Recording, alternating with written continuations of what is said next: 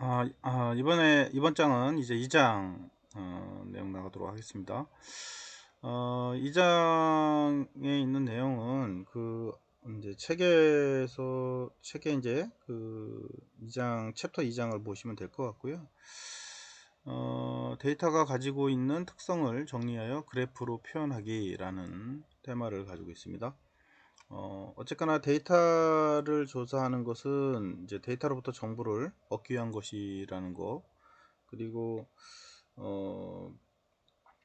조사한 데이터 자료 자체만으로는 이제 데이터가 가지고 있는 이제 전체적인 윤곽이나 특성을 쉽게 파악하기 힘들기 때문에 이제 정리나 요약이 필요하다라고 했었죠.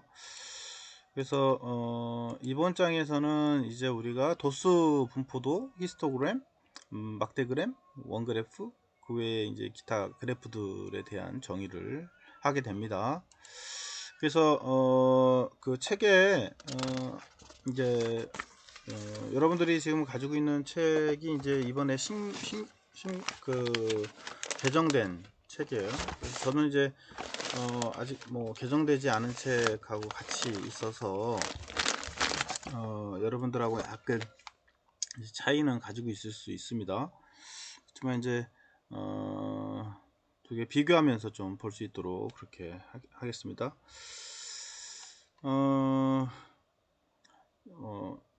실제 이제 우리가 어떤 대상을 이제 그림으로 이제 주로 그린다라고 하면 그 대상 인물이 풍경이든 뭐 인물이든 간에 처음부터 이제 상세하게 부분을 이제 왕성을 시켜 나가는 것이 아니라 전체적으로 이제 미세한 구도를 잡기 위해서 밑그림을 그리죠. 그래서 밑그림을 잡고 그림을 그리면서 시작을 합니다. 그렇죠? 스케치를 할 때 보면 뭐 수집된 데이터에 대해서도 같은 방법으로 접근을 한다는 거죠. 그래서 뭐 책에는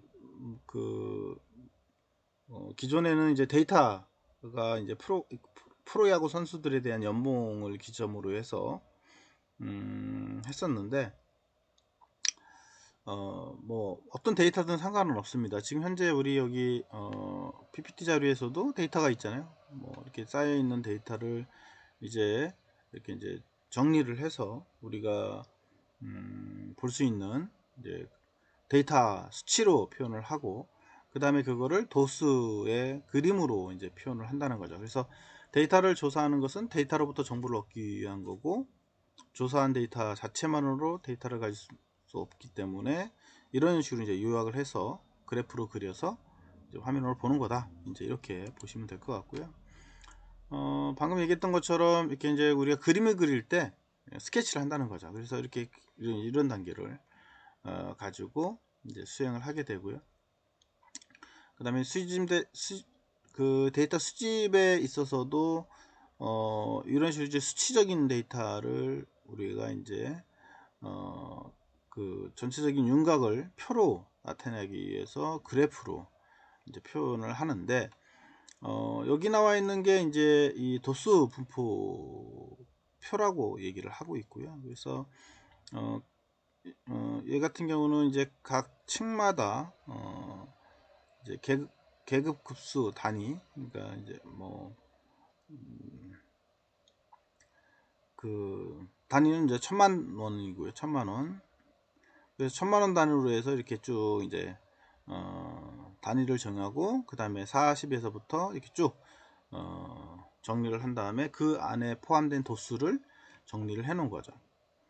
그리고 그걸 히스토그램으로 정리를 하면 40인 범위에 이제 도수가 얼만큼 들어있고, 그 다음에 40에서 이제 60 사이, 그 다음에 60에서 80 사이, 81에서 100 사이, 그 다음에 101 사이에서 120 사이, 121에서 140 사이, 이런 식으로 각각에 대해서 히스토그램으로 이제 표현을 할 수가 있다라고 하는 거죠. 그래서 이런 식으로 데이터를 이제 타자들의 연봉 데이터를 가지고 도수분포로 표시도 하고, 그 다음에 이제 히스토그램으로 표현도 하고. 그러니까 이제 이렇게 보는 것보다는 이렇게 보면 어떻게 얘가 이루어지는구나, 이렇게 이제 우리가 알 수가 있겠죠. 그래서 데이터가 가지고 있는 전체적인 윤곽을 표로 나타내거나 그래프로 표현하는 개념을 우리는 개념이라고 이제 보시면 될 것 같고요. 그래서 이제 우리가 막대 그래프하고 히스토그램의 차이에 대해서 참고문으로 정리를 했습니다. 그래서 지금 여기에 보면은 막대 그래프 형태고요. 막대 그래프의 이제 그 히스토그램하고 막대 그래프는 같은 개념입니다. 같은 개념인데 약간 다른 의미를 갖고 있죠. 막대 그래프는 이제 왼쪽의 그림과 같이, 여기 이 두 가지의 왼쪽 그림은 이거가 되겠죠. 그래서 왼쪽 그림과 같이 카테고리가 있어요. 카테고리가 범주라고, 우리가 한국말로는 범주라고 하는데, 카테고리들이 있어요. 김치찌개, 뭐 비빔밥, 돈가스, 이제 구분해서 데이터들이 있고, 뭐 이거는 뭐 종교인 경우는 종교 형태, 그다음에 직업인 경우는 직업 형태가 될 거고요. 어쨌거나 데이터를 표현하는데 사용하고, 이 막대로 해서 표현하려는 범주의 순서는, 이 범주의 순서는 의도에 따라 바뀔 수 있다는 거, 그리고 막대 간에 일정한 간격이 유지된다는 거, 막대와 막대 사이에 일정한 간격을 가지고 있다는 거, 이게 이제 막대 그래프가 의미하는 내용이라고 보시면 될 것 같고요. 가장 선호하는 점심 메뉴에 대한 표로 만든 겁니다. 그 다음에 이제 그 오른쪽 그림과 같이 신입사원 연봉에 대한 거를 정리했습니다. 연봉은 이제 뭐 범위도 좀 있을 거예요. 범위가 있을 수도 있고, 아니면은 뭐그 딱딱 그 범주에 들어가게 되는데, 이 측정된 연속적인 값, 이렇게 1500, 2000, 2500, 3000 이런 식으로 그 연속된 값, 뭐 예를 들면 뭐 이 값뿐만 아니고 연봉뿐만 아니고 몸무게도 그렇고요, 성적도 그렇고요, 뭐 기타 등등 이런 이제 측정된 연속적인 값들로 표시되는 데이터를 표현하는데 주로 사용한다. 그래서 막대 그래프와 같이 막대 순서를 임의적으로 바꿀 수가 없다 라고 하는 거고요. 왜냐면 얘는 여기가 비빔밥이지만 돈가스하고 순서를 바꿀 수도 있잖아요, 그죠? 근데 얘는 순서가 쭉 정렬돼서 가기 때문에 이 순서를, 뭐 연봉이 2000인데 여기가 연봉 3000, 2500, 2200, 3500 이렇게 바꿀 수는 없다는 거죠. 그 다음에 막대 간의 간격이 없다. 막대와 막대 사이의 간격을 없이 표현하는 게 히스토그램이다. 이렇게 보시면 될 것 같아요. 그래서 히스토그램과 막대 그래프의 의미를, 우리가 차이점과 의미를 여기서 좀 잘 정리하고 나가셨으면 좋겠고요. 그래서 이제 우리가 주로 그 통계학에서 다루려는 이제 데이터의 형태와 성격을 구분하는 이유는 주로 이제 그에 따른 이제 분석 방법이 달라지기 때문에 그래요. 그러니까 요 데이터가 이제 아까 얘기했던 이제 데이터의 형식에 따라서 데이터의 형식과 그다음에 척도에 따라서 달라지기 때문에, 데이터 형식과 척도에 대해서는 저 뒤에 이제 4장 쪽에서 다시 이제 나올 거고요. 자세히 그때 설명하도록 하고, 우선은 데이터의 성격에 따라 표현하는데 그래프는 다.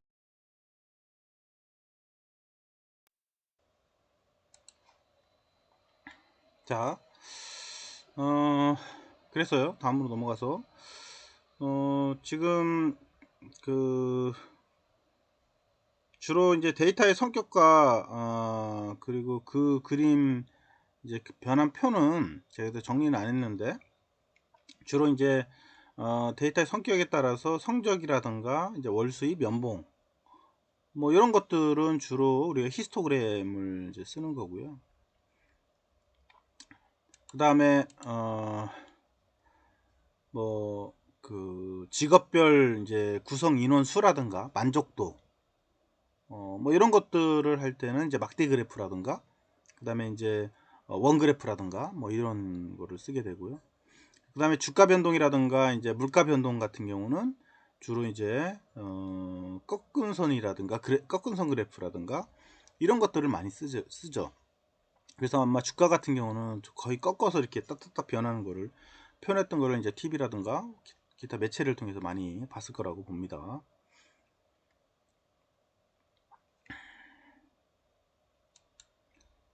그래서 데이터가 갖고 있는 전체적인 윤곽과 모양은 주로 이제 분포라고 이제 얘기를 하고요.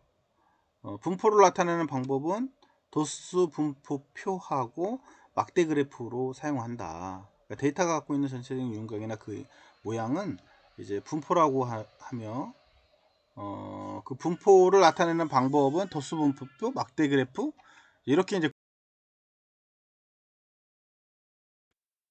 그래서 도수 분포표는 이렇게 이제 아까 우리 그 연봉에 대해서 측정을 이제 했던 내용이죠. 그래서 각각의 연봉에 범위가 있고 그 범위에 따라서 이제 어느 정도 범위에 얼마만큼의 숫자가 들어가는지 이렇게 보는 형태를 이제 우리가 두수 분포표라고 하고요. 그 다음에 그거를 이제 우리가 히스토그램으로 이제 막대 그래프로 만드는 거, 이게 이제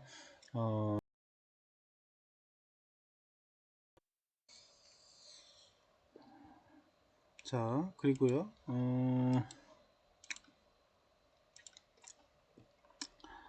그래서 이제 데이터의 요약은 주로 이제 인물이나 이제 사회를 풍자적으로 비평할 때 이제 하는 시사 만평은, 만평 같은 경우는 이제 어떤 사건의 양상이나 그다음에 인물의 이제 행동적인 특징을 만화로 통해서 이제 요약하고 표현하는 거잖아요. 또한 이제 커리컬처 같은 경우는 이제 사람의 얼굴이나 모습을 특징을 잡아서 익살스럽게 이제 표현을 하는 그런 모습의 특징을 잘 살려내는 거를 이제 우리가 이제 그 뭐 잘 요약을 한다 이렇게 얘기를 하죠. 그래서 시사만평이라든가 어떻게 보면 이제 이런 커리컬처와 같은 형태로 해서 데이터를 이제 요약하는 그런 개념하고 약간 비슷하다 이렇게 보시면 될 것 같습니다. 그래서 데이터의 성질이나 특징을 대표적인 수치로 표현하는 이제 방법이 이제 데이터의 이제 요약과 분포에 대한 그 수치하는 표현 방법이라고 보시면 될 것 같고요. 그 다음에 이제 요약의 대상으로는 이제 분포의 중심 위치가 어디인지, 그 다음에 이제 데이터들이 중심 위치를 기준으로 얼마나 많이 흩어져 있는가를 이제 우리가 생각을 해야 되겠죠. 그래서 이 안에 보면 이런 식으로 지금 현재 히스토그램으로 표현된 다양한 이제 분포의 이제 예를 보여주고 있는데, 이 같은 경우는 밑에서부터 천천히 이렇게 올라가면서 가운데에 중심축이 상당히 올라가 있는 상태를 볼 수 있고, 이거는 쭉 천천히 올라가다가 다시 쭉 떨어지는 이런 상태를 보여주고 있죠. 그 다음에 이제 이거는 처음에는 좀 많다가 천천히 이렇게 떨어져 가는 그런 형태를 보여주고 있어요. 그래서 분포도의 이제 모양을 보여주는 거죠. 어떻게 보면 저렇게 이제 그 앞전에 우리가 봤던 요 도수 분포 표만 가지고는 느낄 수 없었던 거를 이런 식으로 이제 히스토그램으로 보거나 이제 그 형상을 보면 어느 쪽에 분포가 되는지 이런 것들을 눈에 더 확실히 이제 우리가 알 수가 있다 이제 라고 하는 거죠. 그래서 이제 사실 이런 거를 표를 만드는 이유 중에 하나가 거기에 있고요. 2-1에 보면 도수분포표하고 히스토그램에 대한 이제 그 내용이 좀 정리가 돼서 나오는데, 어쨌거나 도수분포나 히스토그램을 작성하기 위해서는 이제 계급의 수와 그 다음에 계급의 간격을 결정을 해야 한다 라는 거죠. 그래서 계급을 내가 몇 개로 나눌 거냐, 그 다음에 계급과 계급 간의 간격은 내가 몇 수로 결정할 거냐, 이게 상당히 중요한 요점인 거죠. 그래서 히스토그램은 주로 이제 도수분포를 기준으로 해서 작성을 한다는 거죠. 아까 제가 얘기했었죠. 요 두 가지를 보여줬던 게, 요 도수분포를 기준으로 해서 히스토그램이 그려지게 된다 라고 보시면 될 것 같고요. 그리고 히스토그램은 도수분포를 기준으로 해서 작성하지만 계급의 수와 간격에 따라서 이제 히스토그램의 모양이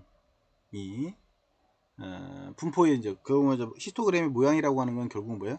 분포도의 모양이라고 하는 거죠. 분포도 모양이 이제 달라지기 때문에 이제 적절하게 기준을 마련해서 계산을 해야 한다라고 하는 거죠. 이게 이제 어떻게 보면은 계급의 수나 간격이 달라지게 되면 완전히 또 다른 형상의 느낌을 우리가 볼 수 있어요. 그러니까 그거를 적절하게 어떻게 잘 간격을 맞추느냐에 따라서 우리가 더 효과적으로 눈에 볼 수 있을 수도 있고, 아니면 숨겨져서 보이지 않을 수도 있다라고 하는 거죠. 그리고 계급의 급수는 2K 승이라는 거죠. 2K. 그리고 n보다 커야 한다. 그래서 이것을 만족하는 최소의 정수를 계급으로 정하자 라고 하는 거고요. 그 다음에 계급 간의 이제 간격은 데이터의 최대값과 데이터의 최소값, 데이터의 최소값을 빼서 급수로 이제 나누면 된다 라고 하는 거죠.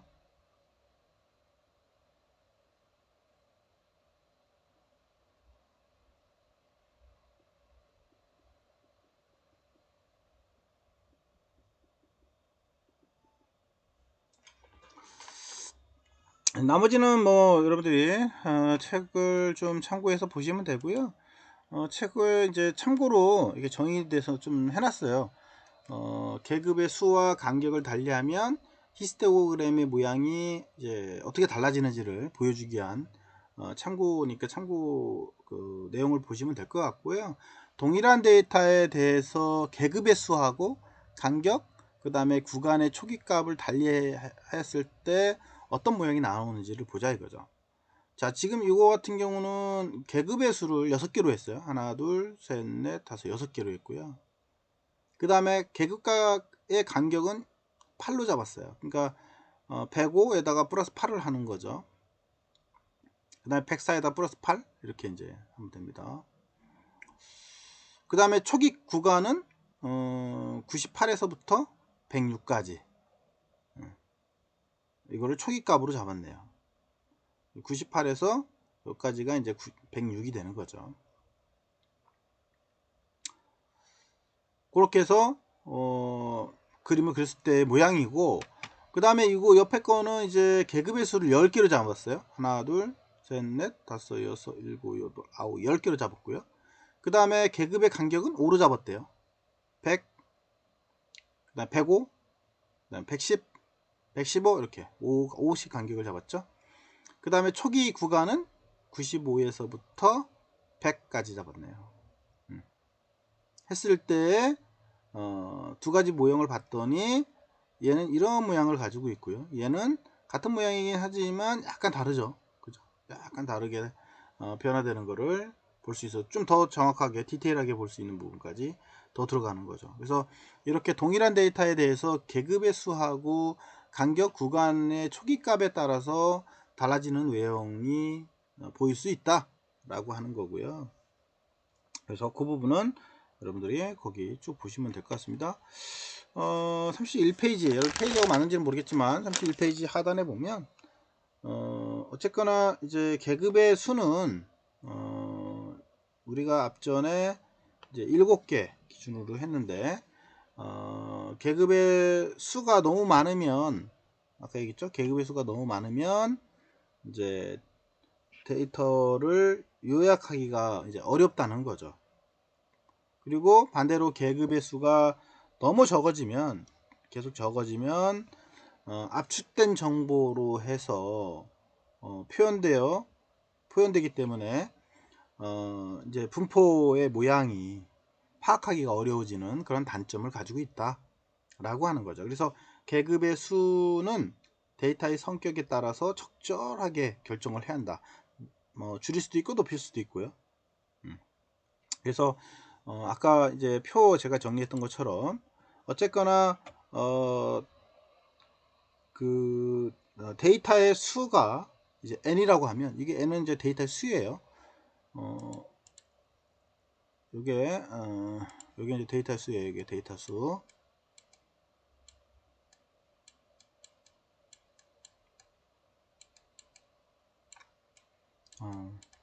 데이터의 이제 수라고 보면요. 결국은 요 K라고 하는 거는 계급의 수를 말합니다. 요 K는 계급의 수를 의미를 하고요. 그래서 그럴 때 이제 다음과 같은 조건을 만족을 해야 한다. K가 n보다 크거나 같다야 하는 만족을 하는 최소의 정수를 선정을 해서 쓰셔야 하고요. 뭐 이거를 또 다른 말로는 뭐 이렇게 해도 표현합니다. K는 루트 n 이렇게 이제 표현도 하죠. 그래서 루트 n보다 크거나 같다 이렇게 표현하기도 한다. 그래서 요거를 만족하는 최소의 정수를 이제 계산을 해서 사용하시면 된다. 이렇게 보면 될 것 같고요. 나머지는 뭐 32페이지 쭉 넘기면 이제 그런 내용들이 나와 있고요. 그 다음에